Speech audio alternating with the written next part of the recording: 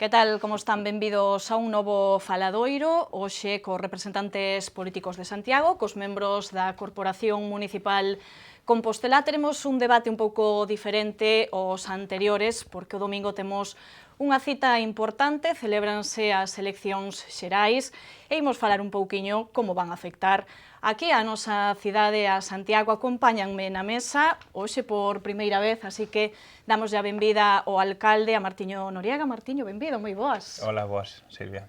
Acompáñanos tamén por parte do PP, tamén neste caso por primeira vez o concelleiro Alejandro Sánchez Brunete. Alejandro, benvido tamén, moi boas. Moitas gracias. E repiten, como sempre, por un lado Paco Reyes, voceiro do PSOE. Paco, benvido, moi boas. Moitas grazas, un placer, como sempre. E tamén Rubén Cela, voceiro do BNG Compostelán. Rubén, benvido, moi boas. Moi boas. Pois, como dicíamos, temos eleccións xerais para decidir o goberno central no domingo. Queremos falar un pouquiño de como vai incidir un pouco eses resultados aquí a nivel local. E temos representación, por un lado, do PP e do PSOE, que ademais teñen un candidato claro nesas eleccións, e temos representación de En Marea e de BNG nos candidatura galega. Para comezar, para que se vayan aclarando, quen non estea aclarado os cidadáns, que podemos dicir se un vota, neste caso, a En Marea, a quen está votando e por que está votando? Cales son os intereses desta agrupación? Como van defender os cidadáns galegos e os santiagueses en xeral, en particular neste caso? Bueno, pois En Marea forma parte un pouco do proceso do relato de construción de unidade popular que se leva dando no país, en Galiza, dende hai unhos anos, non? Que empezou, bueno, pois, co que foi no seu momento a coalición AGE, que continuou nas municipais, que as candidaturas municipalistas das cales forman parte Compostela Aberta, que está en estes momentos no goberno da cidade e que continuou para as eleccións xerais nun espazo que se chama un espazo de confluencia, non só partidario, onde hai varias forzas políticas, sino tamén co apoio das candidaturas municipais, en este caso tamén de Compostela Aberta. Un proceso propio, un proceso que ven lanzado incluso con anterioridade a outros procesos no Estado e que está a cooperar, bueno, pues, con outros procesos no Estado, tanto a nivel do conxunto do Estado con Unidos Podemos, como tamén ca confluencia catalana e ca confluencia valenciana.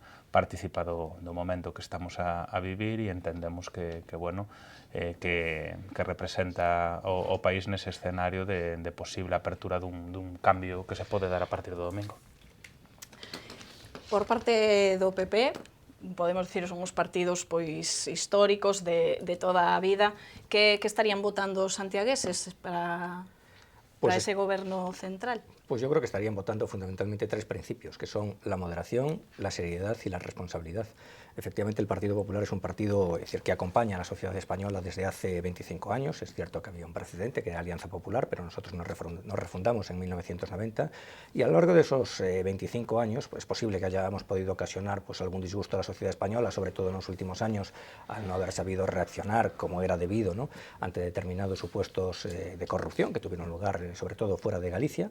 Pero dejando esto al margen, en estos 25 años, yo creo que el PP es un partido que ha demostrado, como digo, una moderación absoluta en las formas, una seriedad absoluta a la hora de abordar los problemas y un enorme sentido de la responsabilidad.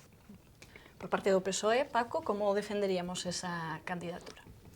Bueno, pois ti decías que era un partido de sempre, o certo que de sempre non, soamente de 138 anos de historia, traballando polos intereses e a defensa pois, dos dereitos dos traballadores e as traballadoras do noso país, non? Que é o que representa o Partido Socialista? Bueno, eu penso que o que representa o Partido Socialista é clarísimamente a posibilidade dun cambio, tranquilo, a posibilidade de voltar novamente a unha senda de crecemento para o noso país. Non podemos esquecer que cando remata o goberno de Zapatero a débeda pública do noso país está no 65% do Produto Interior Bruto e que cando remata o goberno de Mariano Rajoy a débeda pública está en máis do 100% do Produto Interior Bruto. Facía máis dun século que non chegábamos precisamente a esas datas preocupantes, non? Que supón o Partido Socialista? Bueno, o Partido Socialista foi o gran instrumento en máis da sociedade española para dotarse pois, dun sistema democrático, para dotarse dun estado do benestar e para avanzar tanto en políticas de dereitos públicos, de dereitos sociais, de dereitos privados. Aí está a Lei Xeral de Sanidade, está unha educación universal e gratuita, aí está precisamente a Lei da Dependencia, que non foi desenvolta neste caso polos gobernos do Partido Popular. Que representaría para Santiago de Compostela? Bueno, pois hai que recoñecer que con ministros do Partido Socialista en Madrid pois acadaron os maiores niveis de investimento para a nosa cidade. Quero lembrar simplemente no bienio 2010-2011, sendo Pepe Blanco o ministro de Fomento, pois máis de 250 millóns de euros de investimento na nosa cidade. Ou mesmo no período de 4 anos de goberno de Zapatero, 450 millóns de euros de investimento. Tamén, nun momento anterior, con Felipe González sendo Borrell o ministro precisamente tamén naquele entón de Obras Públicas, pois tamén foi precisamente unha gran achega de investimentos. Os mellores momentos de investimento para a nosa cidade sempre se corresponderon con gobernos do Partido Socialista en Madrid. Pois o turno de Rubén, que defende Beneganos en Madrid? Bueno, pois votar BNG o vindeiro 26 de xuño significa basicamente dúas cousas, non? Votar nacionalismo e votar esquerda, non? Votar nacionalismo significa garantir que Galiza teña voz propia, sin ataduras, sin intermediarios en Madrid. Eso demostrou no BNG durante 20 anos de xeito ininterrumpido, quer dicir, non houve absolutamente ningún problema que afectar a este país, fora dos nosos sectores productivos, do lácteo, do pesqueiro, da construcción naval, fora de infraestructuras, fora de cultura, fora de seguridade viaria. Non houve ningún aspecto que tivera que ver ca sociedade galega que o Bloque Nacionalista Galego non defendera e que non dera traslado nas Cortes. Por lo tanto, durante estes 20 anos, o que demostramos é que se o Bloque está, Galiza, desde logo, está. E, ademais, nun contexto onde eu creo que é moi probable que asistamos a unha modificación, posiblemente non moi profunda, pero unha modificación do modelo territorial do Estado español e onde nós cremos que non somos máis que vascos e cataláns, pero que tampouco debemos ser menos. E, por outra parte, é votar esquerda. Quer dizer, votar BNG é votar para sacar do goberno a Mariano Rajoy as políticas totalmente austericidas do Partido Popular. Significa votar en contra de esa reforma laboral, da LOMCE, da Lei Mordaza ou de tantas outras cuestións como os copagos sanitarios ou farmacéuticos e, en definitiva, por outro modelo de xustiza social. Eu sou unha cuestión máis, eu creo que todas as enquisas nunha cousa que sí que coinciden é que nos vamos a un escenario onde non vai haber maiorías absolutas, xa non só de partidos que se acheguen ás maiorías absolutas, sino ni siquiera de bloques de partidos. Entón, nese contexto, unha vez máis, o nacionalismo será absolutamente definitorio na gobernabilidade do Estado, e nese sentido, que Galiza pudera contar cunha forza política xenuinamente propia e sin ataduras, desde logo creo que sería moi positivo. Ben, pois abro unha ronda para que poidan opinar sobre as distintas defensas, sobre as distintas opinións que acabamos de escoitar aquí na mesa. Martiño, comeza. Bueno, eu teñolle un gran aprecio persoal ao señor Sánchez Brunete, é certo que nos caracterizou unha gran distancia política, certo que hoxe me gustaría debatir directamente co portavoz do Partido Popular. Foi difícil, por non decir imposible. Entón, a verdade é que en ese sentido, non sei xa se o señor Agustín Hernández está posicionando fora da dinámica do Partido Popular, non vemos debate electoral, non asiste a asignaturas do convenio da Intermodal, máis alá da retranco un pouco polas intervencións que se fixeron. El falaba de que o Partido Popular representaba moderación, seriedade, responsabilidade. Eu creo que estes últimos 4 anos representou valores antitéticos a eses valores, non? Podía ser o target de presentación noutros momentos, dentro un perfil de centro-dereita, pero é certo que, polos motivos que sexan alleos ou propios, e polo momento histórico que habitou, incumpriu sistemáticamente o programa co que se presentou hai 4 anos, polo tanto, hai un problema grave de credibilidade e, sobre todo, veuse afectado por situacións que non foron puntuais no campo da corrupción e que polo menos puxeron enriba da mesa se o problema de corrupción era un problema estructural, non? E polo tanto, eu creo que iso inhabilita a hora de poder facer unha continuidade do que é unha acción de goberno. En canto a outro tipo de cuestións, a mí non me gusta tanto entrar nas administracións amigas, polo que decía Paco. Eu entendo que as administracións teñen que ir máis alá das posicións partidarias, non? Interésame falar máis dos marcos, en que lle pode afectar a Santiago ou en xeral a autonomía local. bueno, en que ten que haber, eu creo que unha viraxe total do que é o marco que regula as administracións locais respecto a estes últimos 4 anos. As administracións locais pagaron o pato da coartada da austeridade. Falaba Paco dunha débeda que supera o 100%, é imputable a administracións locais ese 100% un 3,5%.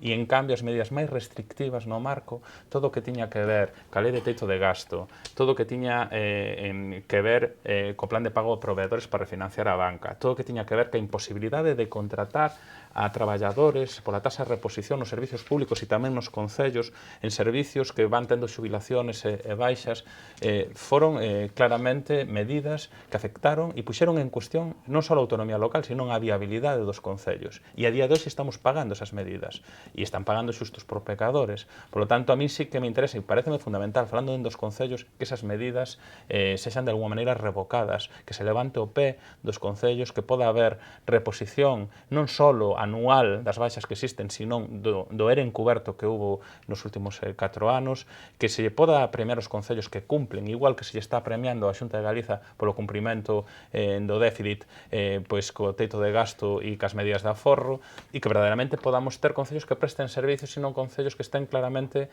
cercenados, non? E en ese sentido, bueno, ese é un pouco así a valoración que quería facer un pouco das interpretacións. Bueno, pois tennos aquí o alcalde tomando apuntes a todos nos nosos papéis. Alejandro, ademais por alusións directas do alcalde. Por alusións, digamos, indirectas a Agustín Hernández. O que teño que Tamén decir é que Agustín Hernández, como ben sabe o alcalde... Mas ti que decir, eu non son Agustín Hernández. Non, eu asumo, Agustín Hernández, como ben sabe o alcalde, pois non hulle os debates, non? Realmente, se o alcalde quere debatir con Agustín Hernández, pode facelo no pleno, onde, por certo, non adoita facelo, porque normalmente o alcalde no pleno sempre utiliza e abusa dunha última intervención para evitar pois a réplica ou evitar, digamos, o diálogo dialéctico co señor Hernández. O señor Hernández pois adoita vir pois a todos os debates aos que se lle invita e ás veces pois non pode acudir a un debate, non? É simplemente eso. Eu lamento que aproveite unha cuestión tan conxuntural como un problema da xenda do señor Hernández pois para meter unha pulla nese sentido. Despois, respecto do cuestionamento do Partido Popular, o que teño que decir é que o Partido Popular hai 4 anos se atopou o país pois nun estado certamente de quebra. É dicir, esa era a realidade. España estaba nunha situación moi delicada hai 4 anos e o Partido Popular nun contexto, probablemente no contexto político e económico máis complicado dos últimos 35 anos, pois mantivo o estado de benestar, actuou con unha enorme seriedade, con unha enorme responsabilidade e non abdicou dos seus principios, non? Porque os principios pois siguen sendo os mesmos. Os seus principios ás veces en función do contexto socioeconómico dan uns resultados mellores ou uns resultados peores, pero nós seguimos a defender a lei, nós seguimos a defender a democracia representativa, nós defendemos a propiedade, nós defendemos unha fiscalidade moderada, nós defendemos un concepto cabal de cultura, nós defendemos a integración europea. A mí me gustaría que o señor Noriega pois explique aos ointes que pensa el precisamente destes conceptos, porque eu teño escoitado decir ao señor Noriega que se eles pois chegan ao goberno, pois se é necesario se saltarán a lei. Bueno, pois é unha cuestión moi interesante debatir sobre se a lei se ten que cumprir ou non se ten que cumprir, ou que explique o señor Noriega cal é o seu concepto da propiedade, por poñer un exemplo, se ele cree que a propiedade privada ten que ser respetada ou non ser respetada. E cando eu falo de propiedade privada non estou falando de 5 señoritos andaluces que teñan un latifundio, estou falando pois dun piso que teña unha familia que sexa o produto dos seus aforros de toda unha vida, e que eles trouxeron a pleno medidas que poñen en cuestión a propia propiedade privada das familias. É dicir, eu creo que deberíamos, é así. Eu creo que deberíamos debatir asuntos concretos. Eu iniciei a miña intervención falando de 3 principios xenéricos que definen o Partido Popular, que son a moderación, que son a seriedade, que son a responsabilidade. Podo contrapoñelos pois os principios que definen o goberno de Compostela Berta, que son a chafallada, a mamarrachada e a barra basada, pero podemos entrar en cuestións, máis concretas, non? Que pensa cada un, pois o que decía, da defensa da lei, que pensa cada un do concepto de cultura, que pensa cada un da integración europea, que pensa cada un da fiscalidade, que pensa cada un de como se sostén o estado de benestar, que pensa cada un da cultura emprendedora. Esas son as cuestións, e nós aí, dende logo, temos a conciencia moi tranquila. Adiante. Por certo, a respecto desas acusacións que se fan ao Partido Popular, non, que teñen que ver coa corrupción, eu, é dicir, comecei a miña intervención dicindo que nós lle ocasionáramos disgustos serios á sociedade española por non ter sabido reaccionar a tempo. Creo que xa pagamos electoralmente, creo que tomamos boa nota de todo iso, pero se falamos de corrupción, eu creo que o Goberno Municipal de Compostela Berta o mellor debería empezar a preocuparse, pois a mellor de algunha serie de comportamentos que, bueno, que son certamente inquietantes. Bueno, pues o alcalde estáse rindo destas cuestións. O mismo día que se empeza a ver dos abrelatas, de que siguen vindo sigue vindo a policía de aduanas as poucas semanas de concederlle a unha empresa a dedo un contrato de 450.000 euros. Eso fai alguén do Partido Popular estaría imputado. Vos tedes máis sorte e non estades imputados. Non, desde logo, nós estivemos no Goberno Municipal e non facíamos esas cousas. Moi ben. Pois imos seguir coa ronda para que Paco... Un pouco por non condicionala e logo se contestaré ao señor Brunet. Logo deixamos que o alcalde conteste a este rifirrafe que teñen aquí Sánchez Brunet e o alcalde, pero Paco, que pensa vostede do que levamos escoitado na mesa? Deixolle ir por onde queira, que quere contestar. Con respecto á cuestión dos últimos 4 anos de goberno, neste caso Mariano Rajoy do Partido Popular, pois estiveron claramente enfocados a un tipo de medidas pois que claramente se poden definir como austericidio, non? Austericidio de cara ao que é o estado de benestar, non? Perda de dereitos no que fai referencia á sanidade, xa non é unha sanidade universal, é gratuita para os cidadáns deste país.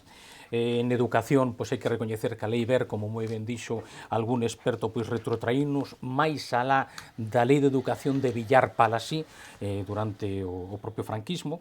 A Lei de Dependencia, pois a verdade é que se quedou nun caixón, non, durante o goberno do Partido Popular.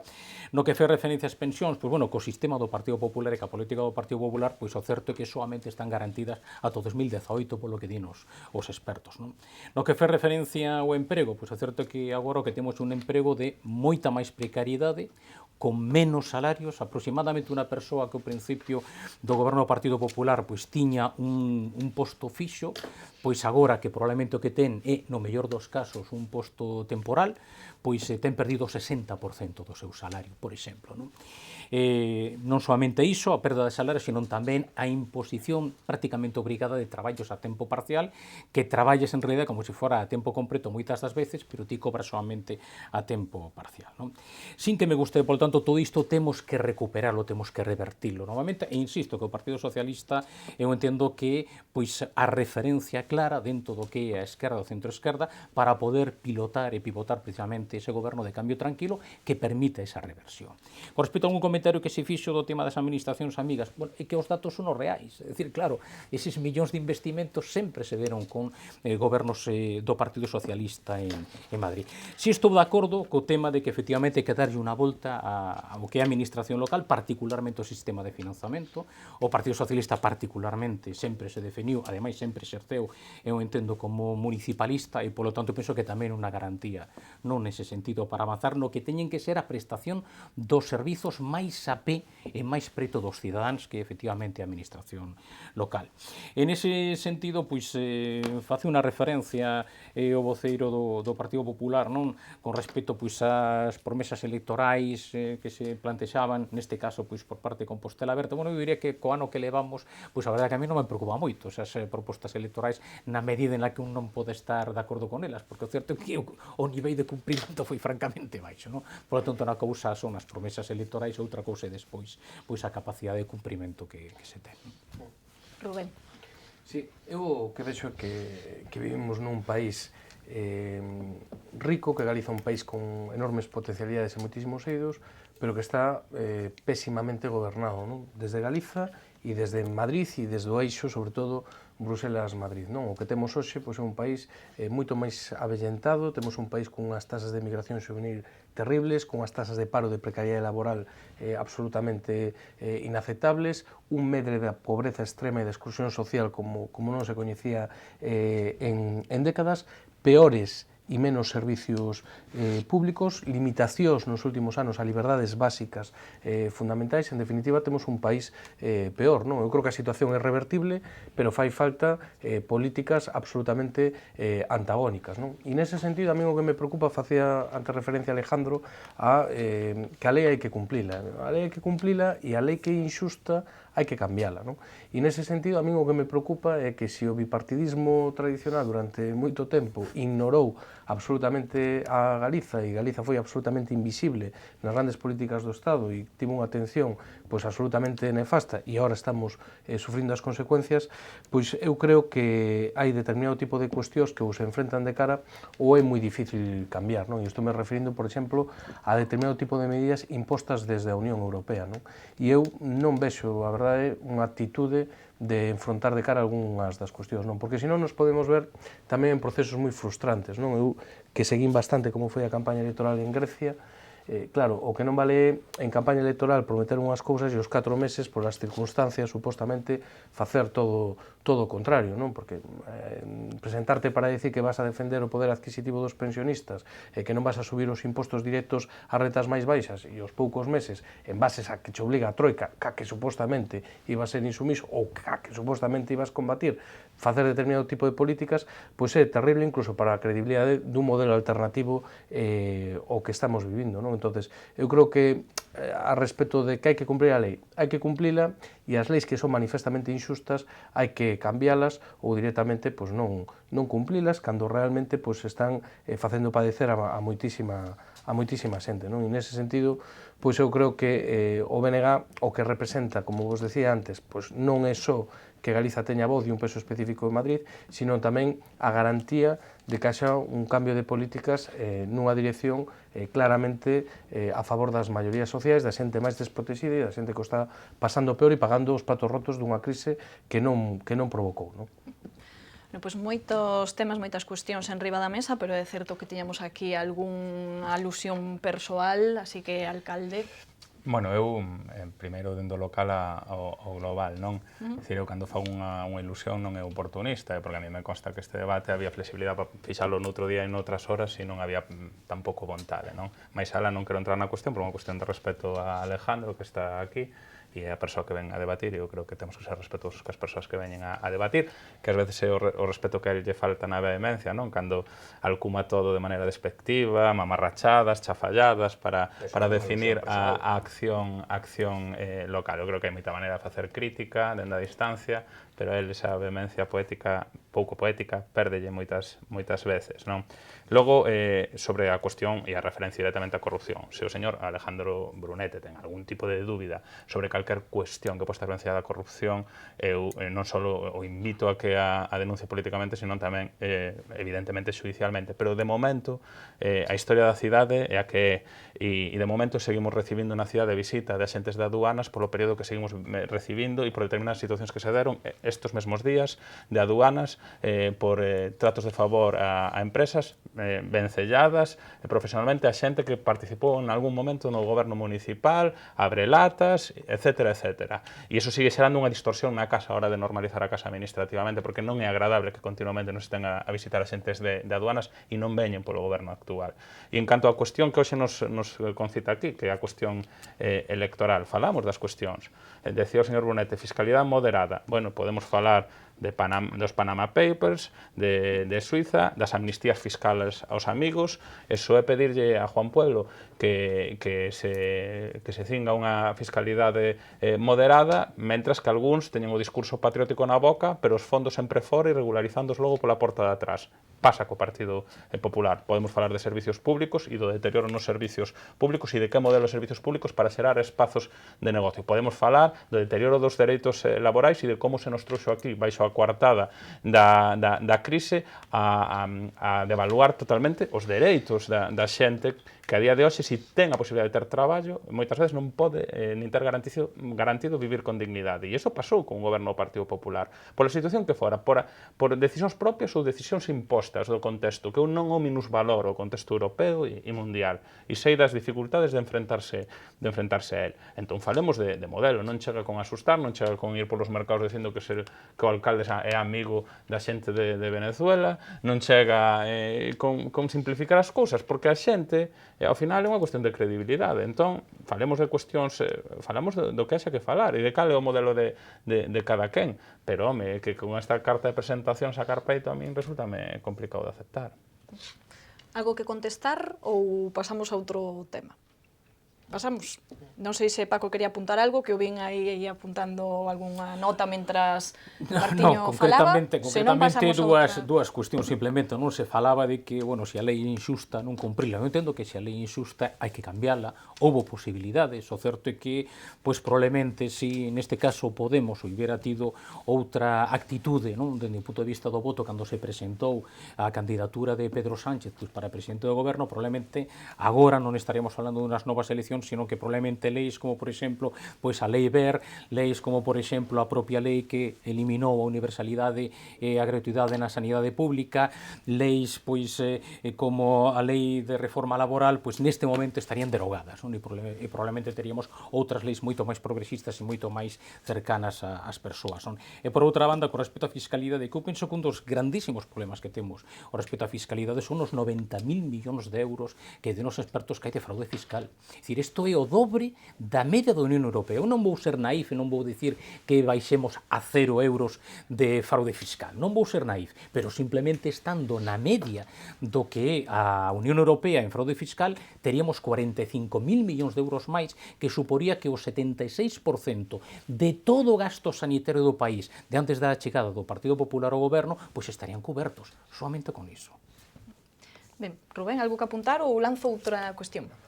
Quería eu lanzar esta cuestión porque falaban vostedes das administracións amigas, por lo tanto, quería que deran a súa opinión sobre as relacións entre as administracións, neste caso entre a administración central, pode ser a administración galega ou mesmo a local, porque é certo que sempre hai proxectos que na cidade que dependen de outras administracións. Co cal, como podemos valorar esas relacións que poida ter Santiago con outros gobernos? Bueno, eu o que creo é que o que debería haber unhas relacións entre institucións que estiveran por riba das cuestións estritamente partidarias, non? Quer dizer, eu creo que ao final os veciños e as veciñas o que non se merecen é que por culpa de rifirrafes cortoplacistas e por visións basicamente electoralistas e partidarias, pois non estén ben representados os seus intereses, non? Eu creo que tivemos un caso moi evidente, por exemplo, ca estación intermodal, non? Onde tiña que haber acordo entre Concello, entre Xunta e o Estado, e cada administración pois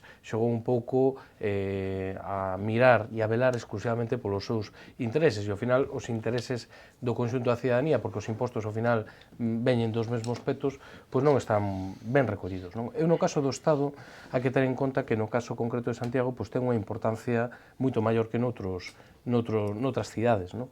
A empezar pola existencia do propio consorcio, non? O Consorcio de Santiago é un instrumento básico para a acción política no noso Concello que non teñen outras cidades, non? E está composto pois, por 3 administracións, Concello, Xunta e Estado, pero onde o Estado é, por decirlo así, o socio maioritario, que máis capital aporta. Por lo tanto, para nós é unha cuestión que non é menor. Hai algunhas infraestructuras que son básicas, falaba antes de intermodal, pero poderíamos falar da depuradora da Silvouta, poderíamos falar da ampliación da autoestrada P9 e a súa conexión, poderíamos falar do aeroporto de Lavacolla, de política aeroportuaria e de que vai pasar ca bella terminal de Lavacolla, que sigue sin proxecto e sin visos de moito futuro, e despois hai cuestións concretas que están pendentes de aí moito tempo, non? Nos temos demandado moitas veces que había que darlle unha solución, por exemplo, o campo de tiro de Bando, absolutamente abandonado, e por certo que un polvorín cada verán da maleza que ali hai, que ni siquiera se atende mínimamente, ou o centro do CSIC, que estaba comprometido tamén para entorno do Gallás, ou outro tipo de equipamentos que dependen directamente do Estado. Por lo tanto, eu creo que as relacións Concello, Administración Xeral do Estado e dos entes dependentes, sexa o ADIF, sexa a ENA ou outro tipo de administracións, debería ser unha relación cordial e debería ser unha relación productiva e en aras de buscar o mellor para o conxunto da veciñanza. Lamentablemente non sempre é así, sempre que hai un cambio de goberno con independencia da cor política, eso ten consecuencias prácticas nese tipo de cuestións que están comprometidas, e eu creo que é moi importante vixiar o cumplimento de cousas que xa están sobre o papel, non? En teoría, a alta velocidade de Santiago tiña que chegar no ano 2018, veremos se iso é así. Hai unha serie de cumprimentos que están pendentes, pois, como comentaba da estación intermodal, eu creo que lamentablemente pois, vinculados a eses 3,5 millóns de pasaxeiros. Hai outro tipo de cuestións que teñen que ver con temas que para nós son moi importantes, por exemplo, de seguridade viaria, non? Nos temos pedido en varias ocasións que se transfira a entrada a Santiago pois, da Nacional, tanto a cara a Ourense, sobre todo no tramo vinculado á parroquia do Eixo con tantos problemas de accidentes, ou a Nacional dirección Coruña, non? Sobre todo o tramo de Santiago a Sigüeiro, pois que está nunha situación que, ainda que se ten parcheado, necesita pois, unha revisión máis estrutural, e todo eso é competencia do Estado. Posto que comezou Rubén con esta cuestión, imos continuar por aquí, e se lle parece, alcalde, remata vostede, Paco, que nos diría sobre esas relacións entre as distintas administracións? Bueno, penso que para Santiago a relación cas outras administracións, unha boa relación, unha relación baseada no consenso, é absolutamente esencial para a nosa cidade, non? Se demostrou históricamente, pero particularmente nas últimas décadas da democracia, pois é evidente, non? Todo o desenvolvemento, todo o despegue desta cidade sempre foi vencellado unha relación que ten que ser excelente dende o punto de vista institucional, non? Por lo tanto, iso é importante. Importante, pois, por un exemplo, mire, o Real Patronato, é dicir, no 2021, imos ter un Xacobeo, o Real Patronato tiña que estar convocado e tiña que estar aprobado o que o programa Compostela no 2014. Estamos no 2016, xa no 2014. Por lo tanto, levamos 2 anos de retraso que van a ser moi importantes de cara a poder pois preparar todo o proceso de investimentos, de rehabilitación, de mantemento da cidade e tamén do programa cultural que vai ser necesario para que o Xacobeo 2021 sexa un punto de inflexión, pero non para unha baixada, porque as expectativas son moi grandes, porque é moito tempo que non temos agora un Xacobeo. Por lo tanto, ese punto de inflexión pode ser pois para seguir subindo ou pode ser mesmo para ter unha decepción. Por lo tanto, é moi importante. Con respecto aos investimentos, pois evidentemente que hai investimentos que son estratégicos esenciais para a nosa cidade. Dende logo a intermodal, ter un intermodal, non ter un intercambiador como aparece no protocolo de intencións que se firmou pois hai pouco durante esta campaña electoral, eso é esencial.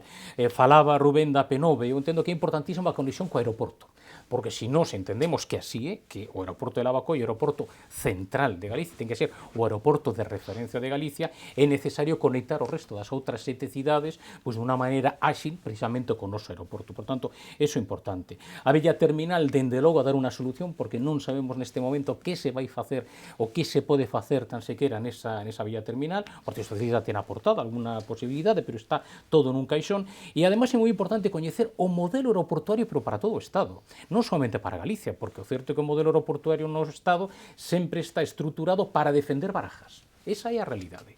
Non, polo tanto, pois, hai que comezar a poñer en riba da mesa posibilidade de que certos aeroportos, e pode ser tamén Santiago, teñan unha autonomía e, polo tanto, que compitan nese sentido. Eu estaría disposto a defender a autonomía e a competencia para o noso aeroporto, porque estou absolutamente convencido de que ia ter a victoria non dentro do que é o mercado. Despois, efectivamente, hai uns centros de investigación de referencia, que son do CSIC, Centro Superior de Investigacións Científicas. Estou pensando, por exemplo, no Centro de Investigación Biomédico, que eu entendo que é esencial. Para que? Pois para poder diversificar o tecido económico da nosa cidade, que non este exclusivamente baseado no turismo, e un desenvolvemento cara a unha industria, pero unha industria limpa, unha industria tecnolóxica, unha industria creativa, unha industria de investigación, desenvolvemento e innovación. E, polo tanto, para iso é necesario, este ten que ser un centro no que levamos xa 4 ou 5 anos esperando por el, é un centro de referencia para toda España, e o que pasa é que nunca acaba de chegar. O certo é que sempre está absolutamente desaparecido dos orzamentos de Estado, particularmente co goberno que rematou do Partido Popular.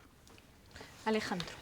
Bueno, cando falamos de relacións co goberno do Estado, co goberno da Nación, é dicir, a premisa básica é que existe un goberno da Nación e, polo tanto, existe unha urxencia de desbloquear unha situación, non? Unha situación que é grave para o país, porque aínda que a moita xente lle pode parecer anecdótico ou incluso, pois, casi un desafogo informativo que non existe un goberno, a verdade é que é unha perda de oportunidades e un problema grave de certidume de seguridade xurídica. Por que non temos goberno? Pois non temos goberno porque o Partido Socialista exerceu o papel del perro del hortelano, que nin gobernan, nin deixa gobernar gobernar, non? E deixou este país durante 8 meses sen goberno. Por lo tanto, o fundamental é desbloquear esa situación e que o día 26 pois, bueno, se poda conformar unha maioría de centro que poda de novo impulsar políticas públicas dende Madrid. Eu, polo que se refire a esa relación de Santiago con Madrid, creo que é moi importante facer salvagarda dunha cuestión. Santiago de Compostela, postos a entenderse co Estado, non é unha cidade máis, non é un concello máis entre 8.000 concellos españois, é un concello singular, e isto hai que entendelo, non? Esta é unha idea que eu creo que hai que defendela, porque é unha idea que despois reporta pois moitos réditos económicos e moitos intangibles que a súa vez posteriormente se traducen tamén en bienestar e inversións para a propia cidade. Eu creo que hai neste momento unha situación de perigo porque nós temos pois un goberno municipal que descree da historia da cidade, que desvaloriza a historia da cidade e que desvaloriza, por exemplo, toda a cultura xacobea que fai que Santiago sexa unha cidade singular en España, en Europa e no mundo. Claro, realmente, se nos desprezamos o que nos fai singulares, se nos desprezamos o que realmente nos permite chegar cunha especial empatía ante outras institucións, pois realmente pasaremos a ser un municipio máis. Ese é o grave problema que ten a cidade de Santiago. Cando nos tantas veces nos queixamos e denunciamos que o alcalde non acudira pois a ofrenda ao apóstol, o que estábamos a denunciar non é que o alcalde non fora ali a rezar o Pai Noso, non era esa a cuestión. O que estábamos denunciando é que o alcalde estaba desprezando un acontecemento singular que, valga a redundancia, singulariza Santiago e que fai que Santiago sexa vista por outras administracións públicas como unha cidade singular. Entón, claro, apuntaba antes Paco Reyes que decir que é necesario reunir o Real Patronato. Oiga, é que vai ser complicado reunir o Real Patronato se temos un alcalde que despreza directamente a figura del rei ou la Casa Real, e que vai ser moi complicado pedir fondos para o Consorcio de Santiago cando o Consorcio de Santiago naceu vinculado a unha idea xacobea e toda esa tradición xacobea é desprezada por un movimento claramente contracultural como é Podemos ou son as Mareas. Por lo tanto, eu creo que esta idea é unha idea absolutamente fundamental. Preservar a identidade de Santiago e facilitar que esas relacións que despois se teñan con outras administracións públicas sexan unhas relacións especialmente frutíferas. Pois, alcalde, temos aquí aeroporto, consorcio, ese exemplo da intermodal tan recente, ese pouco interese, segundo Alejandro Sánchez Brunete, que ten este goberno pola cultura xacobea. Por onde comezamos? Bueno, por Brunete, non? Por alusións, porque me motiva a escoitalo. A ver, cidade singular, Compostela aí con unha evidente carga simbólica ninguén a nega nesta mesa. Eu creo que todos somos conscientes diso e dese valor engadido. Non sei se o Partido Popular, que nos últimos 4 anos sí que a convertiu nunha cidade singular que aparecía todos os días en todos os telediarios abrindo pola súa acción de goberno. Eso sí que foi unha gran aportación a esa carga simbólica da ciudade. Dito isto, é dicir, eu creo que hai que marcar claramente distancias. Eu comparto moitas das cousas que teño escoitado na mesa respecto á necesidade de que Santiago sexa a cidade de encontro das diferentes administracións, unha cidade de consenso, non de disenso, porque creo que o rol de Compostela como espazo que comparte físicamente con outras administracións, non só co goberno galego, sino tamén por esa capitalidade, incluso as relacións con Madrid, pola figura do consorcio, como dixo Rubén, é unha cidade de lugar de encontro onde hai que prorratear as enerxías, non? E en ese sentido eu sí que discrepo ca lectura da cuestión da intermodal, e incluso cas afirmacións de Paco, que por moito que o repita, o do protocolo, o do intercambiador, non vai a ser verdade, porque a propia ministra reafirmouse en que era un convenio marco, a pesar do que digo o señor Paco Reyes, e porque eu creo que, discrepando dos compañeros de mesa, ese foi un exemplo de colaboración entre administracións que lle dá unha tarxeta de seguridade á cidade para o futuro goberno, sexa cal sexa a súa cor. E eu creo que aos intereses de Compostela hai que defendelos en Madrid este quen este, non? É dicir, eu creo que non se pode xogar e facer trampas ao solitario e decir que, dependendo do goberno, Compostela ten que ser mellor ou peor tratada, porque ten que ser ben tratada sempre pola súa carga simbólica. Logo, respecto ao tema do consorcio, eu creo que é unha ferramenta útil que hai que volver a dimensionar, que foi unha das grandes conquistas da cidade, onde o Estado está presente. Respecto ao xuntanza do Real Patronato, bueno, había claramente feitas e a xente que está participando do consorcio xestións feitas para que se convocara, o que pasa que non se pode pedir ao xefe do Estado que veña a presidir o Real Patronato cun paquete de investimentos para a cidade cando levamos meses sin goberno constituído e donde el non ten capacidade para traer ese paquete de investimentos, non ten nada que ver con outro tipo de cuestións e menos cunha falta de respeto. Eu me podo declarar republicano públicamente e non teño ningún tipo de problema en decilo e en repetilo por cultura e por valores, pero sei cal é o rol institucional e a relación ca Casa Real é absolutamente cordial e correcta e sabemos tamén da súa influencia na dinámica da cidade. En este caso, se non se convoca o Real Patronato, non ten nada que ver co que dixo o señor Brunete, senón co feito de que non haxa goberno constituído, non? E co feito de que non se poda vir cun paquete de investimentos, como decía o señor Paco Reyes, que ten acontecido en outros momentos nos que se convocaba o Real Patronato. E se unha cuestión, unha discrepancia con Rubén respecto ás transferencias ao Concello de determinadas infraestructuras, eu estou de acordo, o que pasa que as transferencias teñen que ser con as infraestructuras en condicións e logo con medios económicos, porque houve transferencias de infraestructuras. Estou pensando ahora na estrada que vai a Lavacolla, na estrada Bella, ou en diferentes entradas da cidade, ou no primeiro tramo que vai ao polígono do Tambre, que no seu momento foron transferidas, pero que a día de hoxe a pregunta é como podemos facer para manter todo iso e que medios temos e que recursos económicos temos para mantelos, non? Porque pode ser pan para hoxe e fame para mañá. Ben, Rubén quería apuntar algo sobre o que acaba de decir o alcalde. Non, un pouco sobre todo, non? A ver, unha primeira reflexión que eu creo que non se poderíamos coincidir todos. Claro, Santiago non é unha cidade calquera, non? Pero non debe ser unha cidade calquera para ningún ámbito administrativo, para ningún. Certamente esta é a capital de Galicia, unha cidade que é patrimonio da humanidade, é unha cidade que é a meta do primeiro itinerario cultural europeo, é unha cidade de peregrinación, é unha cidade que ten unha universidade de máis de 500 anos e, bueno, e por toda unha serie de circunstancias históricas, culturais e demais, pois é unha cidade absolutamente singular e non se debe tratar como unha cidade de menos de 100.000 habitantes, que moitas veces, por desgraza, como se trata. Por que digo isto? Porque, bueno, ese tratamento ten que ser en todo, ten que ser a Administración Xeral do Estado, ten que ser a Xunta de Galiza e ten que ser incluso a Diputación Provincial da Coruña, porque cando falamos de que Santiago necesita unha nova escola oficial de idiomas, hai que ter en conta esa especificidade. Non se pode tratar a Santiago como a Ourense ou como a Lugo con todos os respetos ou como a Ferrol, que é dicir, unha cidade que polas súas circunstancias ten unhas necesidades específicas.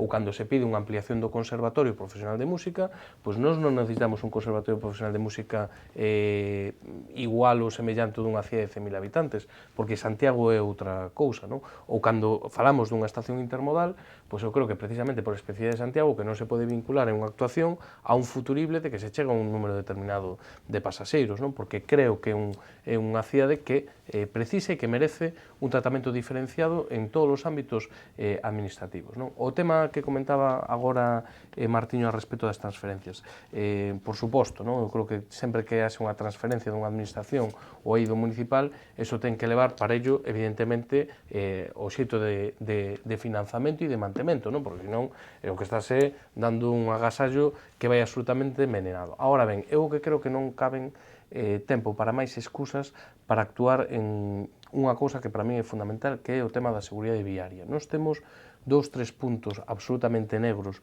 no termo municipal de Santiago e que eu creo que non nos podemos permitir que haxa máis accidentes con costes de vidas humanas ou con, bueno, con consecuencias moi graves en ámbitos que son relativamente fáciles de corrixir. Entonces, no ámbito do eixo, todos e todas sabemos o que pasa, que os vehículos van a moita máis velocidade da que está permitida, o cruce entre o que son as poboacións, pois para coller o bus urbano e demais é tremendamente perigoso, no ámbito da Xeonlla, da reta da Xeonlla, todos sabemos o número de sinistros que hai e demais, e, por tanto, eu creo que é moi importante actuar. Unha das posibilidades de actuación pois é consolidar a vía como vía urbana, non? E, por tanto, pois con outro tipo de limitacións de velocidade, con regulación semafórica, con pasos de peóns con unha iluminación como se debe e demais, non? Entón, nese sentido, eu creo que a seguridade viaria sempre queda no último escalafón nas prioridades. Entón, eu creo que é moi importante a ampliación da P9, sempre a defendín, e tamén ten que ver ca seguridade viaria, por certo, porque todas as mañás, quen sexe usuario das entradas á P9 ve que non sei como non hai máis accidentes, non? Ahora ben, o tema da seguridade viaria é algo que con pouco investimento pois, pode salvar vidas, e eu creo que aí as administracións pois, non están actuando con toda a celeridade e con todo o rigor que creo que a cuestión sí que se merece. Paco? Bueno, a mí gustaríame primeiro respostar a Brunete por un comentario que fixo, non? Respecto ao non goberno. Bueno, o certo é que cando o rei plantexa quen era presidente do goberno Mariano Rajoy e gañador por maioría simple das eleccións que formara goberno, o certo é que Mariano Rajoy e o Partido Popular lle deron as costas a este país e a súa ciudadanía. El se lavou as mans, dixo que el non quería saber nada e polo tanto pasou a encomenda pois ao representante, o candidato do seguinte partido en resultados nas eleccións, que era o Partido Socialista e, polo tanto, Pedro Sánchez. E Pedro Sánchez avanzou cos partidos que tiveron interese nese sentido en chegar a acordos, renunciando a toda unha serie pois, de propostas programáticas, renunciando a toda unha serie de liñas vermellas e chegando a un acordo. Acordo que se presenta, neste caso, diante do Congreso dos Deputados para formar un goberno estable e que a pinza do Partido Popular e de Podemos pois a bota baixo. Esa é a realidade. É dicir, foi verdadeiramente o Partido Popular e Podemos quenes deciden que Pedro Sánchez, un presidente progresista, un presidente de cambio tranquilo, non sexa presidente deste país e, polo tanto, nos abocan e nos obrigan a ir a unhas segundas eleccións aos 6 meses. Esa é a realidade. E quero puntualizar que, claro, cando se lle plantexa neste caso o líder de Podemos a posibilidade de sumarse a un acordo, a resposta foi tan curiosa como, bueno, eu o que quero é ser vicepresidente, quero o Ministerio de Defensa, quero o Ministerio de Interior, quero o CNI e quero a televisión. Curiosamente non falou dos problemas deste país. Non dixo, eu quero o Ministerio de Sanidade para volver a ter unha sanidade universal e gratuita para todos os cidadáns. Non dixo que quería o Ministerio de Educación para derogar a Lei Wert. Non dixo que quería o Ministerio de Servicios Sociais, ou de Emprego, ou de Promoción Económica, ou de Facenta para hacer unha fiscalidade máis xusta e máis progresiva. Non, el o que pediu foron ministerios de poder. Foi do primeiro que falou. E a partir de aí, fixo pinza co Partido Popular para vernos nesta semana, este domingo, tendo que votar outra vez despois deses meses. Despois hai unha cuestión que non entendí moi ben, porque falaba o señor Brunete de pois, que o Partido Popular volver a ganar as eleccións para volver a gobernar e para poder volver a facer políticas públicas, pero non entendí ben se decía políticas públicas ou políticas impúdicas. Non, eso non o sei ben. Bueno, seguindo con algúns comentarios do señor alcalde. Pois, non, o tema de falar do protocolo de intencións e o tema de falar do intercambiador, eso non é que un problema de que repartir o molo se faga verdade, non, é que é verdade en si mesma. Esa é a situación. Paco, tan verdade porque, como se eu te chamara Rosa. Porque é verdade, e tú non son Paco, non, hola Rosa, non son porque Paco. É verdade tan verdade que a ministra pode dicir o que queira, pero por enriba da ministra está a lei, concretamente a Lei de Procedimento Administrativo, artigo 81, que di que o que se firmou outro día é un protocolo de intencións. Con respecto ao Real Patronato, bueno, se poden dar as explicacións que sexan. Eu o que estou dicindo é que o Real Patronato non se convoca dende 2014. Son 2 anos e cada quen que asuma a súa parte das responsabilidades que en parte tamén para iso estamos. Efectivamente, Rubén, Santiago é todo o que dixeches, mai o centro dunha escola médica dunha gran referencia, máis capital cultural europea, máis o centro de comunicacións ou non de comunicacións de toda Galicia e, polo tanto, o que pode ser é a posibilidade de establecer que o chan industrial noso sexa un punto de apoio para que veñan industrias tecnolóxicas ou para xerar tamén esa plataforma logística que permita xerar postos de traballo non soamente para os universitarios, senón tamén para a xente que non ten esa formación, pero curiosamente non se está a falar en todo este ano de estación de mercaderías da Seonlla, que é unha necesidade. Esa tamén é un investimento de infraestructura moi importante. E por outra banda, sendo o que somos, a mí tamén sorpréndeme que non poñamos en riba da mesa a necesidade de promocionar e de proxectar a cidade da cultura. A cidade da cultura costou unha barbaridade de diñeiro. Non imos agora a plantexar se tivo que facer ou non se tivo que facer. O certo que hai moitísimos millóns investidos na cidade da cultura. Non podemos afundir o cemento para recuperar ese diñeiro. A única maneira de recuperar o diñeiro é poñelo en valor, entre outras cousas, iso sí, rematar ao menos a construción do Palacio da Ópera, precisamente para que Santiago de Compostela pueda entrar nese circuito operístico internacional que vai ser tamén un dos elementos de atracción do turismo do que vive en boa medida esta cidade. No, se me permite, por alusións, eu quero dicir que o que é impúdico, Paco, é contribuir a xerar unha crise, negar a crise, deixar este país ao borde da quebra e botarlle despois a culpa aos demais. E despois o segundo que quería dicir é que de nada vale, volvo a insistir, é dicir, en que falemos aquí sobre proxectos estratégicos da cidade que teñan relación co goberno central, se ao final, é dicir, non se pode configurar un goberno central, non? Entón tamén quería aclarar pois o Partido Socialista que vai facer o día 26, se decididamente vai entregarse en brazos de Podemos, se vai seguir mantendo un bloqueo da situación no Congreso dos Diputados, esas son as cuestións que tamén hai que aclarar. Pois non sei aquí se hai algunha idea de que vai pasar unha vez teñamos os resultados desas eleccións. Ademais, temos un pouco de diferencia neste caso, porque tanto o PSOE como o PP teñen ese candidato claro. No caso do BNG, pois loitan por ter esa representación no Congreso. E no caso de En Marea, non temos moi claro se loitan porque, neste caso, Podemos estean no goberno ou se loitan por ter ese grupo parlamentario propio no Congreso que nas anteriores eleccións non puido ser. É que eu creo que as dúas cousas non son incompatibles, non hai que escoller, non? Eu creo que os espazos de confluencia, tanto aquí en Galiza como en Cataluña ou en Valencia, son espazos con identidades propias e que ao mesmo tempo tamén teñen dinámicas cooperativas e ao mesmo tempo están tamén na mesma aposta de abrir unha nova etapa na gobernabilidade do Estado, non? E en ese sentido temos saudado positivamente o acordo que se deu entre Podemos e Izquierda Unida, entre Pablo Iglesias e Alberto Garzón, porque entendemos que vai ser unha das cuestións que catalice o aumento de apoios en estas elecciones a maiores de todos os esforzos que se teñen feito. Eu creo que non é incompatible exercer con identidade propia e representar un espazo e un proceso propio, máis alado que un poida decir, senón na medida en que se recoñece como propio políticamente coa apertura dunha nova etapa de gobernabilidade. E eu aí sí que xa dende fora discrepo da lectura que fai Paco Reyes, non?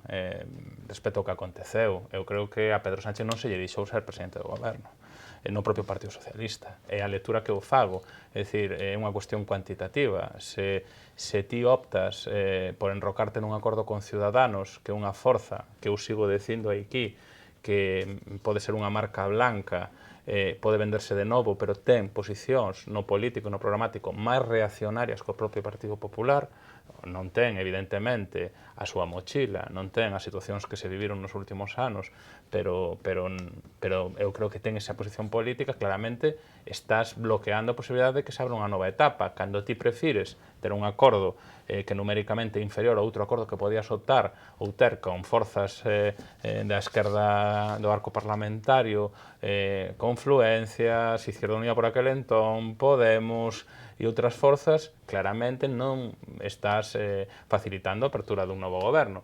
E se logo a maiores culpabilizas deso a unha pinza que ninguén cree pola polarización da campaña como a de PP e Podemos, pois non resulta creíble. E eu creo que ese vai ser, de alguna maneira, a factura que se lle vai a pasar ao Partido Socialista nestas eleccións. Ter feito un movimento de intentar constituir goberno, pero non dando os pasos para, polo menos, que resultara creíble esa apertura dun novo goberno. E en canto que vai acontecer, porque non sei, podemos poñernos pitonisos na mesa, non? Eu creo que a coalición de Podemos e Izquierda Unida e as confluencias van a darlle o sorpaso ao PSOE a nivel do Estado, e o que non sei é se van a estar en disposición de disputarlle, cousa que a mí me gustaría, a lista máis votada do Partido Popular. E aí o PSOE vai ter unha posición dilemática. É dicir, ou abre unha nova etapa, ou inicia un proceso interno que pase por unha dimisión do seu candidato, unha xestora, unha abstención e de maneira pasiva permitir a gobernabilidade dunha coalición PP e Ciudadanos. A min gustaríame que participara da apertura dunha nova etapa. Eu creo que esa indefinición na campaña a hora de marcar posición está a desangrar o Partido Socialista. Tamén entendo que a súa posición é dilemática, pero creo que o está a desangrar. Eu digo con absoluta confianza e creo que vamos a ver o domingo. E ao mellor me equivoco e cando nos volvamos a ver para valorar os resultados, pois equivoqueime totalmente. Paco, algo que decir de parte do bando socialista? Bueno, primeiro que hai que decir que, efectivamente, pois foi o voto conxunto, e poden chamar pinzo, como queiran, pero o voto conxunto do Partido Popular e de Podemos que impediu que Pedro Sánchez fora presidente na votación do Congreso dos Deputados. Quer dicir que non foi un problema do Partido Socialista. Se eu non lembro mal, e alguén me pode corrixir, todos os diputados do Partido Socialista votaron a favor da candidatura de Pedro Sánchez no Congreso para presidente do Goberno, penso que non fallou ninguén. Houve un proceso de consulta a militancia para refrendar previamente o acordo con Ciudadanos, participou o 65% da militancia, que non está mal, non sei se todos os grupos políticos aquí presentes poden falar deses niveis de participación nun proceso de consulta a militancia. En máis do 80% pois aprobaron ese acordo, non? Polo tanto, houve unha ampla maioría que era o que nese sentido estaba a buscar o Partido Socialista, porque soamente cos partidos de esquerda non se chegaba a unha estabilidade, unha ampla maioría que é o que necesita este país, primeiro, para desmontar todas as leis claramente antisociais que aprobou o Partido Popular, que a súa maioría absoluta durante os últimos 4 anos, e por outra banda, para poder voltar novamente unha senda de crecemento, pero unha senda de crecemento dentro dun estado do benestar, non? Polo tanto, non era suficiente, había que abordar e, polo tanto, había que facer como se fixo na transición, é dicir, ser xenerosos, é certo que renunciar a determinadas cuestións programáticas os uns aos outros, pero aí está precisamente o que eu entendo que tamén era unha das indicacións que nos facía a cidadanía o 20 de decembro, é dicir, mire, vostedes ninguén vai ter a maioría absoluta, teñen que poñerse de acordo, non? Claro, o plantexamento do que vai acontecer a partir deste domingo, bueno, pois plantexaba o alcalde unha cuestión que no dereito decimos sempre, non, parte dunha falacia, é dicir, dar un postulado por certo cando non ten por que serlo, non? Porque claro, cando se di que o que vai acontecer vai ser o tema do sorpaso, pues, mire, o certo é que eu estive mirando, pois concretamente a enquisa do CIS, non? Claro, cando che di a enquisa do CIS, que a que tivo pois un maior número de persoas enquistadas, porque o certo é que, enquisadas, porque o certo é que as outras enquisas falan de 1.500 persoas, non? Que lles fan a entrevista, pois o certo é que estamos a falar de casi 15.000, non? Isto é outra cousa do CIS, pero claro, resulta que o 33% dos que contestan din que non teñen decidido o seu voto, é dicir, un terzo dos potenciais votantes din que non teñen decidido o seu voto. Pero cando un sigue avaliando precisamente a enquisa, o que ve que precisamente o Partido Socialista é o que se amosa máis cercano ás propias ideas, máis co Partido Popular, moito máis que Podemos, máis que Unidos Podemos, non?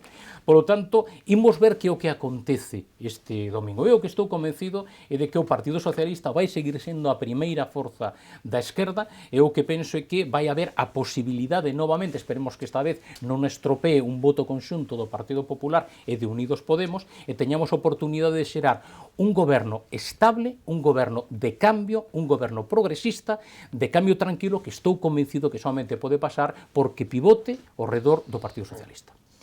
Pois valoración tamén por parte de Rubén dese posible escenario que se poida dar, e despois Alejandro.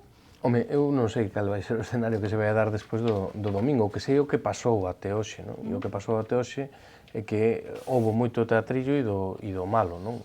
E eu creo que hoxe estamos repetindo unhas eleccións pola incapacidade dos grandes partidos estatais pois de cumplir cun mandato cidadán, e agardo que non nos fagan volver por outra repetición das eleccións, porque xa sería patético, e eu creo que sería o colmo dos colmos, non? Hoxe mesmo repartindo propaganda, pois varias persoas, que eso palpas, non? A xente está farta, está harta disto, e o que entende é dicir, oiga, mire, ou arreuxo, pero isto non pode estar nesta indefinición permanente, non? Cal é o problema para mí máis grande? Que en todo isto Galicia é invisible, non? E estamos en un contexto pois, de invisibilización de moitos dos problemas e das necesidades que ten o país, non? E eu creo que das enquisas, tanto esa do CIS como en calquera outra, unha das cuestións que para min son moi importantes, bueno, dous datos que para min son fundamentais. Primeiro, un que facía referencia a Paco, non? Claro, hoxe unha de cada 3 persoas que vai ir a votar o domingo di, cando menos, que non ten decidido o que vai facer, non? Entonces, esas persoas que agora mesmo pois, non o teñen todavía claro, son as que teñen na súa man decidir que tipo de goberno e que tipo de papel queren para o futuro para o noso país dentro do propio Estado, non? Por lo tanto, son absolutamente determinantes, e os días que restan de campaña, pois eu creo que son máis importantes tamén que nunca, non? E a segunda cuestión que din todas as enquisas, e eu creo que esa sí que é fundamental, é que non vai haber maiorías absolutas. Pero non vai haber maiorías absolutas, ollo, de ningún partido, pero nin o sumatorio do PP e Ciudadanos da maioría absoluta, nin o sumatorio de Podemos con PSOE da maioría absoluta. E aí, nese escenario, e onde volverá a ser absolutamente definitorio e clave o nacionalismo. A mí o que me gustaría que non fora definitorio e clave como foi noutras épocas o nacionalismo vasco e catalán, sino que tamén o nacionalismo galego pudera ser determinante, porque estou seguro que conseguiríamos cousas por o país que de outro xeito sería moi difícil que se conseguise. Alejandro? Sí, simplemente para concluir. Eu creo que o desbloqueo da situación política, é dicir, non debería ser tan complexo. E non debería ser tan complexo se aplicásemos o mesmo principio que se aplica no sistema electoral local.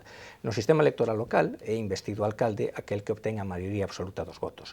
Pero se non obtén ninguna forza a maioría absoluta dos votos, é investido aquel que pertence á forza política máis votada. Isto sería o normal. Quero dicir, o Partido Socialista ten todo o dereito do mundo pois a enredar e intentar pactos xa con Ciudadanos ou con Podemos, pero se eles non son quen de obter unha maioría para gobernar, o normal é que a legislatura comence gobernando a forza política máis votada.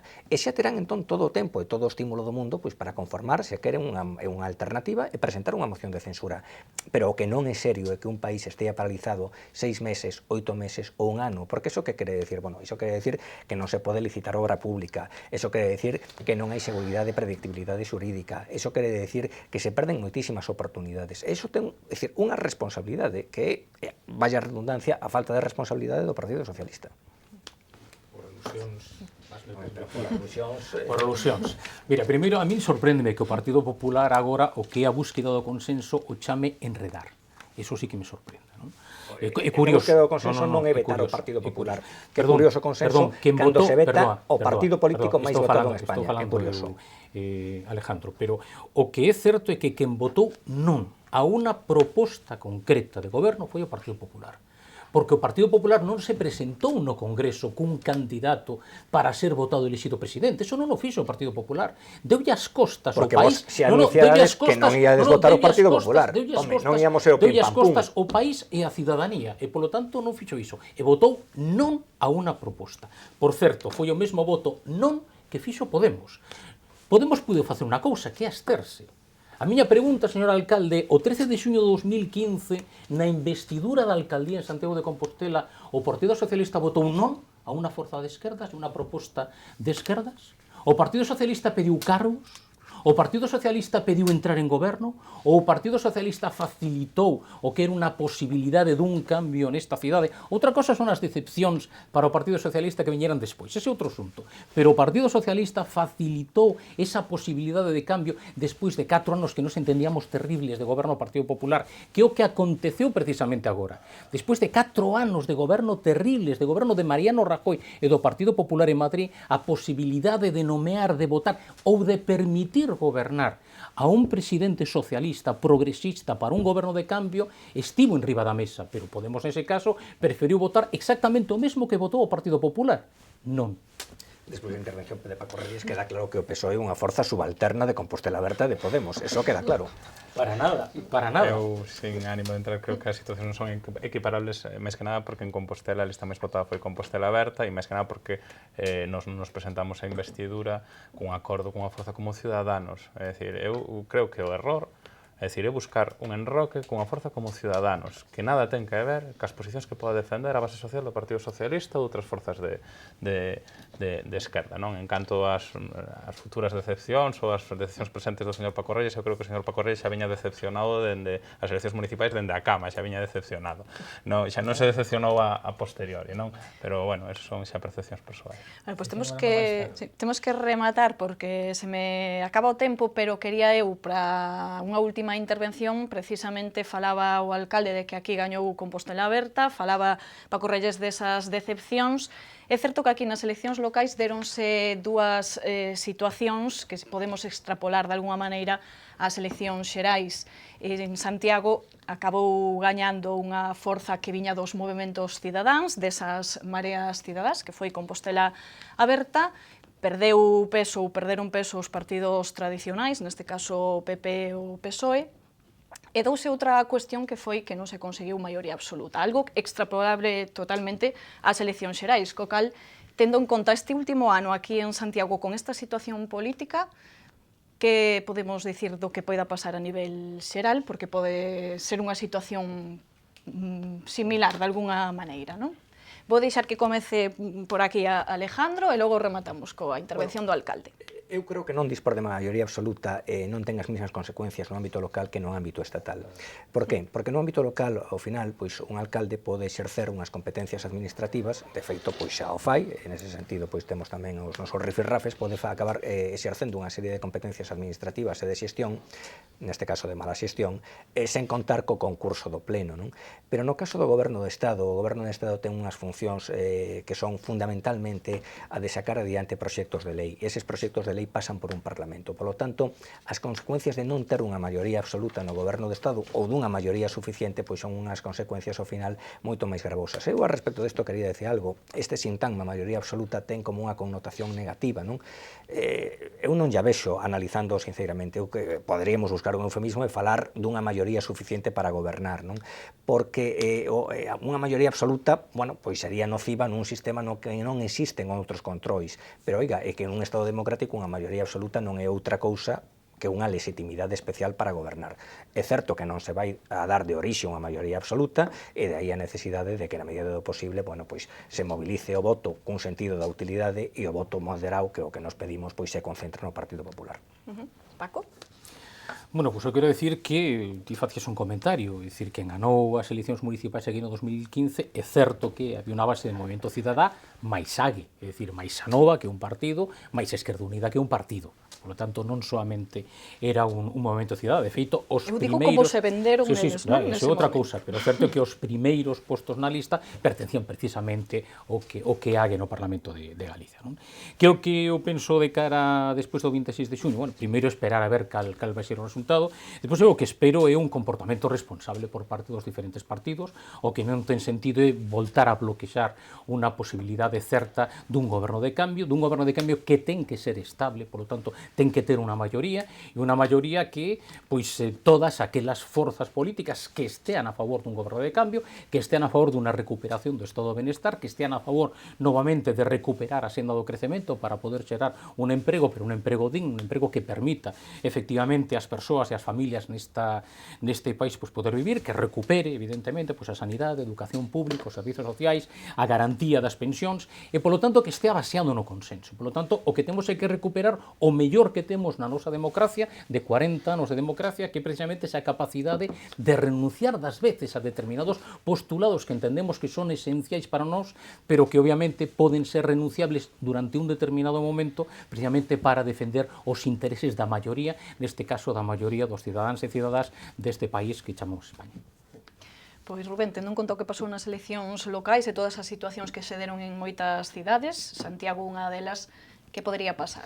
Bueno, eu o primeiro que quero dicir é que coincido con Alejandro en que creo que non son extrapolables, non? Por unha cuestión moi evidente. Un concello pódese gobernar perfectamente en minoría, incluso se un concello que este rexido pola lei de grandes cidades, incluso pode aprobar un orzamento sin ter maioría no pleno, o alcalde ten unhas facultades específicas e o goberno ten unhas facultades específicas, e sempre se goberna máis cómodo con maioría e podendo levar as cousas pois, con tranquilidade ao pleno, non? Pero un goberno en minoría nun concello é absolutamente posible e pode facer perfectamente ben as cousas.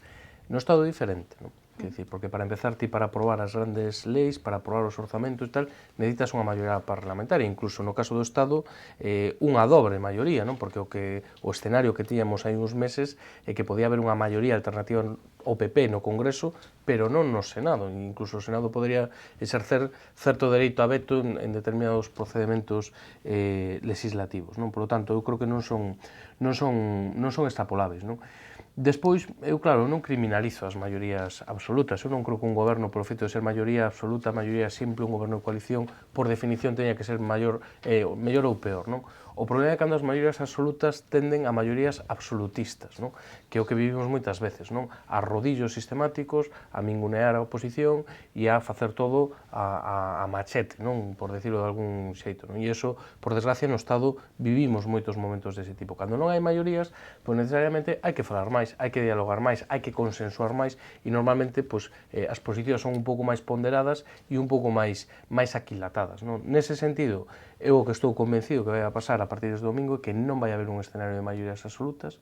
Eso vai a requerir negociación. Sinceramente, non albisco cal vai a ser a foto final, porque creo que isto é tan voluble e tan cambiable que poden pasar moitas cousas, incluso agardo que non sexa así, pero incluso ir unhas terceiras eleccións.